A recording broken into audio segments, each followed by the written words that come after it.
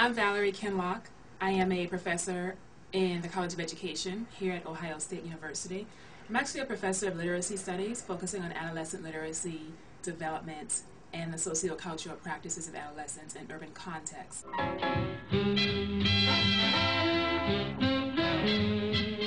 I was a faculty at Teachers College, Columbia University, inside of the English education program.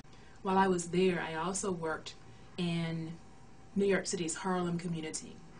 And in that capacity, as a researcher and a visiting teacher at 2 high schools, I was really interested in exploring the literacy lives of urban adolescents, primarily 11th grade and 12th grade students who consider their writing practices to not be on grade level, and who were also more invested in the literacy practices within their surrounding communities and not the literacy practices within their high school classrooms or the literacy practices that were being taught to them by their teachers. And so I worked with countless students around this question of, so what does it mean to be a literate citizen, particularly in the United States? And from that question, we came up with this question of what does it mean to be a literate citizen inside of an urban community? And that particular urban community, being Harlem, was undergoing so many changes associated with gentrification and the reappropriation of public space that we became more interested in looking at how literacy as a social construct, as a social practice, is everywhere at all times, and how young people engage in literacy practices and youth activism in order to mobilize other people to address the changes happening in the urban community. When I was a researcher inside of one of the high schools in Harlem, working with a new teacher, I became really attracted to the idea of how youth document the changes happening within their communities. And in talking about how they document the changes, I started having conversations with a junior level ELA classroom of students around writing practices, around how do we make sense of changes within our school context, but also within the out-of-school communities where they live, in ways that stimulate our writing and our imaginative thinking skills, in ways that, allowed us to begin to investigate the differences within an urban community in comparison to a suburban community or a rural community. And so that actually led to numerous conversations that I had with 2 students in particular.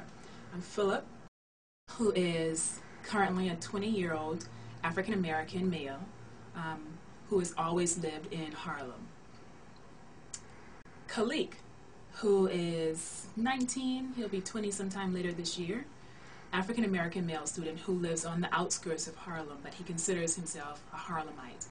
So Philip and Kinloch were really interested in looking at how Harlem, as this historic African-American community, this community that's considered to be a mecca of Black culture and Black practices of literacy, whether that's embodied through the literary works that came from the Harlem Renaissance, jazz music, just the various struggles of African-American people in the context of the United States, but localized in Harlem.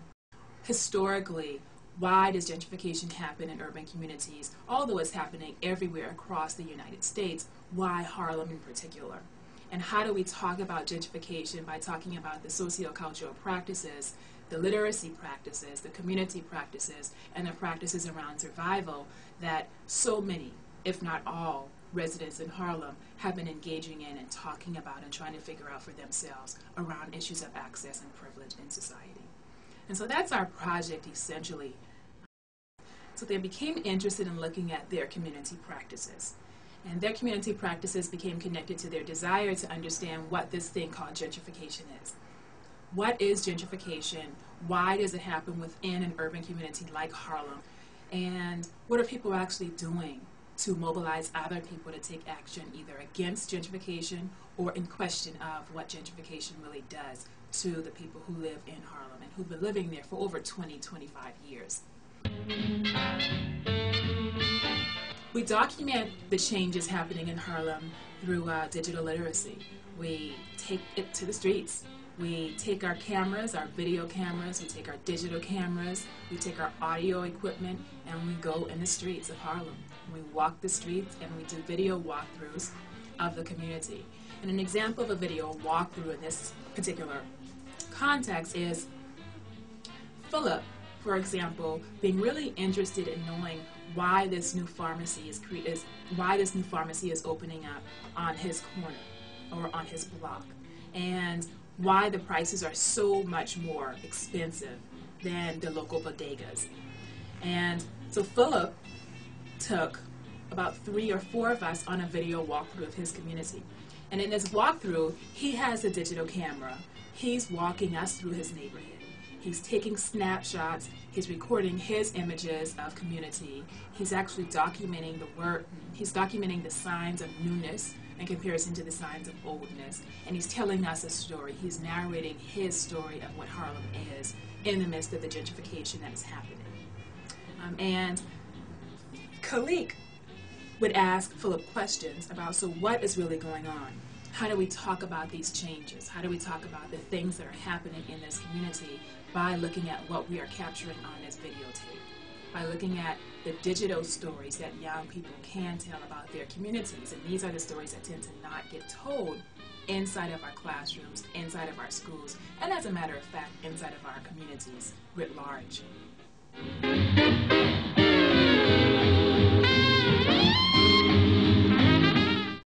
I like the brownstones, but you know, you gotta be technical about it. Who's living in them? Brownstone is beautiful, yeah. No lie. Nice trees and everything, but I don't even think I ever seen black people come out of one of these brownstones. What were you about ever?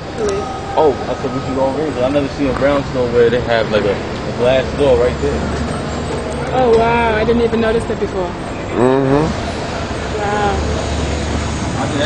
The funny thing is, Valerie, people look at us with the camera. Yeah, they do. People look at me and Kinloch when we take pictures, and they just be like, they just look. They just be like, what? They just look. Like Lady Larry did, looking across at us, like what they doing with this camera. Construction worker right here looking at us. They're like, what are they doing? Common sense should tell you what we doing. No lie. We taking pictures of old and new buildings. What do you think we talking about? I'm not even asking you to just look. I'm asking you to ask us what we're doing. That's the whole point of this project, for you to ask and for me to tell you. You know, excuse me, young man, why are you taking pictures? Are you a photographer? Nah, I'm not a photographer. Let me explain it to you. Some people I explain to, some people just don't give a damn. So, one of the big questions is, I'm walking around with you, and I've yet to really seen any new buildings or anything that would be considered a part of gentrification. That's one of them. All right. So what do you think that's going to be? I think it's going to be a corporate building. It looks like it's going to have about, I think that's over 20 floors, don't you? 20, 25 floors. So do you think that's going to harm the community in terms of changing how the community looks, or? Yeah. I know it's going to be like for high, you know, for people that's like high class, and when they start bringing like revenues to the block, then it's going to change everything. It's going to move some people out because more and more people going to see this as a desirable place.